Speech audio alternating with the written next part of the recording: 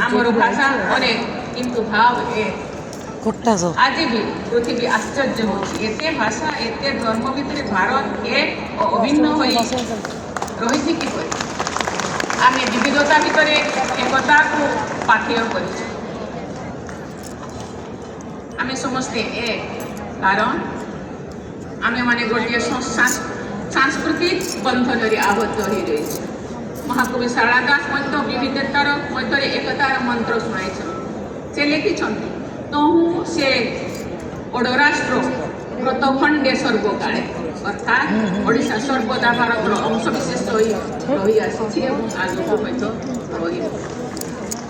स्वजन मंडली भारतर सब भाषा मोर प्रिय ओडिया और सांताली सहित मु विशेष भाव में संपृक्त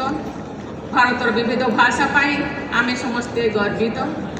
ओडिया समेत भारत में 11टी भाषा शास्त्रीय मान्यता दि जाए ओडिया भाषार शास्त्रीयता विषय में आपण माने अवगत अच्छा महाकवि शारदा दास और अन्य कविंकर काव्य कृति ओडिया भाषा को रुधिवंत कर ओडिशा समेत विविध भाषा भारतर शिक्षा परंपरा को समृद्ध करने प्रमुख भूमिका ग्रहण कर सुखर कथा जातीय शिक्षा नीति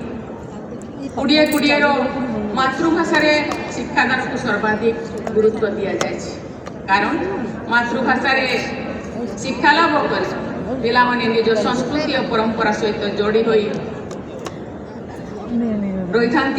आशा करुण मैंने मातृभाषा शिक्षादान कर अधिक गुरुत्व देवे निज मातृभाषार बहुल प्रयोग